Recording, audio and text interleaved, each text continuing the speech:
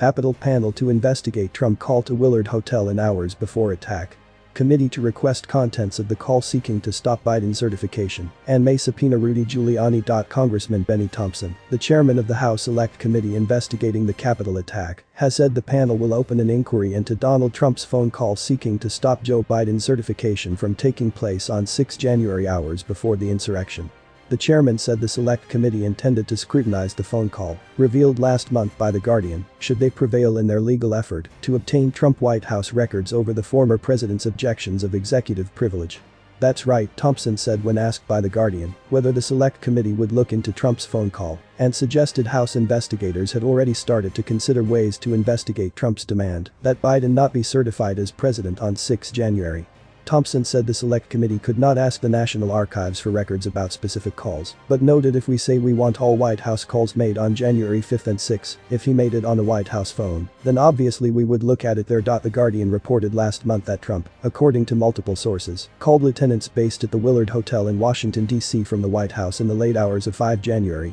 and sought ways to stop Biden's certification from taking place on 6 January. Trump first told the lieutenants his vice president, Mike Pence, was reluctant to go along with the plan to commandeer his ceremonial role at the joint session of Congress in a way that would allow Trump to retain the presidency for a second term, the sources said. But as Trump relayed to them the situation with Pence, the sources said, on at least one call, he pressed his lieutenants about how to stop Biden's certification from taking place on 6 January in a scheme to get alternate slates of electors for Trump sent to Congress. The former president's remarks came as part of wider discussions he had with the lieutenants at the Willard, a team led by Trump lawyers Rudy Giuliani, John Eastman, Boris Epshteyn and Trump strategist Steve Bannon, about delaying the certification, the sources said. House investigators in recent months have pursued an initial investigation into Trump's contacts with lieutenants at the Willard, issuing a flurry of subpoenas compelling documents and testimony to crucial witnesses, including Bannon and Eastman. But Thompson said that the Select Committee would now also investigate both the contents of Trump's phone calls to the Willard and the White House's potential involvement in a move certain to intensify the pressure on the former president's inner circle. If we get the information that we requested, Thompson said of the Select Committee's demands for records from the Trump White House and Trump aides, those calls potentially will be reflected to the Willard Hotel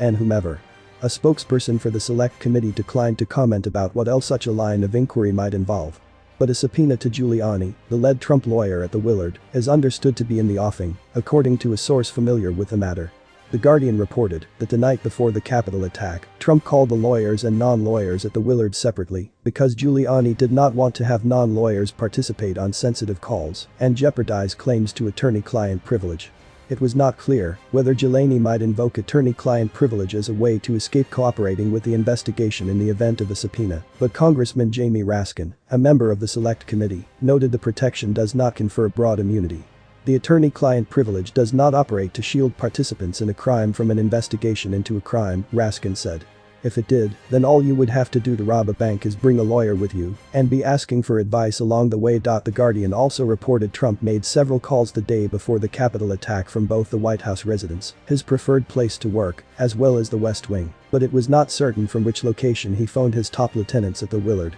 The distinction is significant as phone calls placed from the White House residence, even from a landline desk phone, are not automatically memorialized in records sent to the National Archives after the end of an administration. That means even if the Select Committee succeeds in its litigation to pry free Trump's call detail records from the National Archives, without testimony from people with knowledge of what was said, House investigators might only learn the target and time of the calls. Thanks for watching, and please do not forget to